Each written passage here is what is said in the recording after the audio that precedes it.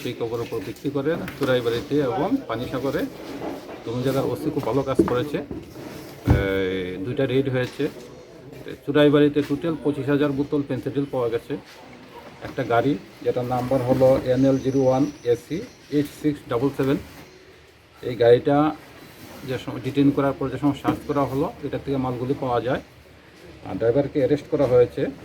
ড্রাইভারের নাম শাহবাজ আলী, 24, বাড়ি হলো বিহার গয়া। চুরাইবাড়ি থানাতে একটা NDPS এর কেস হয়েছে, ইনভেস্টিগেশন চলছে। আর রেট যেটা বলছেন আপনি, দামের ব্যাপারে বলতে হয়, ওপেন মার্কেটে তো বিক্রি হয় না, এগুলো বেসিক্যালি যায় বাংলাদেশে। এক তুলার দাম আছে প্রায় 1,000 থেকে 2,000 টাকা। টোটাল এখানে যে ফেন্সিডিল যেটা ধরা পড়েছে এটার দাম 2,50,00,000 টাকার উপর হবে, কম হবে না।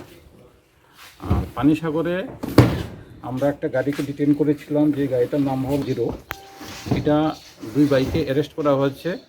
একজনের নাম হলো আকিব আহমেদ, দ্বিতীয় জনের নাম আমির আহমেদ। সেই গাড়ির থেকে আমরা কফ সিরাপ পাই 4,655 বোতল। আর ট্যাবলেট পাওয়া যায় 31,824 পিস, প্লাজমো টক্সিবন ট্যাবলেট, যেটার এটাও একই অবস্থা, বাজারে তো বিক্রি হয় না। এটি মানে ব্ল্যাক মার্কেটের জন্য যায়। ব্ল্যাক মার্কেটে রেট আছে প্রায় 80 থেকে 90 লক্ষ টাকা। টোটাল কত টাকা? টোটাল তো 3,40,00,000 টাকার আশেপাশে মাল ধরা হয়েছে। 3 জন অ্যারেস্ট হয়েছে, 2টা গাড়ি সিজ হয়েছে, 2টা NDPS একটা কেস হয়েছে। জন্য হয়েছে ধর্মনগর, আপনারা শুনেছেন। আমরা 342 গ্রাম আমরা ইয়ে করেছিলাম ব্রাউন সুগার, সেটাও প্রায় 1 কোটি টাকার উপর সেটার মূল্য ছিল।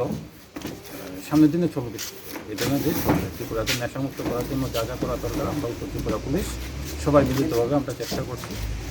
চলবে সামনে না, আসলে এটা তো একটা ন্যাশনাল হাইওয়ের উপর উত্তর ত্রিপুরা। আমরা যে মালগুলি ধরি এখানে কেউ ব্যবসা করে না, জাস্ট ট্রান্সপোর্টের সময় আমরা ধরি মালগুলিকে, ট্রেন দিয়ে যায়, তারপরে গাড়ি দিয়ে যায়, আমরা এগুলিকে আমরা আটক করি।